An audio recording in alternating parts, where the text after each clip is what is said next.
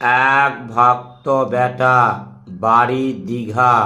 উনি দীর্ঘদিন ধরে বাড়িতে বসে আছে, কোনো কিছু কাজকর্ম কিছু নেই। অনেক জায়গায় উনি ইন্টারভিউ দিয়েছে, কোনো কিছু সুরক্ষা পায়নি।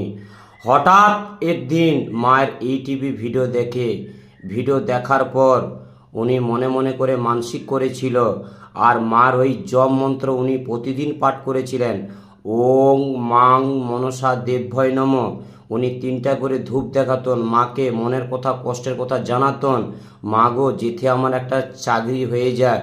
উনি পুজো পাঠানোর পর 1 সপ্তাহ পর ওনার কাছে খবর আসে কোম্পানির চাকরি। উনি খুব বড় খুশি। উনি তাড়াহুড়া করে আমাকে ফোন করেছিল, ঠাকুরমশাই আমি মায়ের কৃপা লাভ করেছি, মা আমার ডাক শুনেছে, মা খুব জাগ্রত, মায়ের কাছে আমি ছুটে যাব।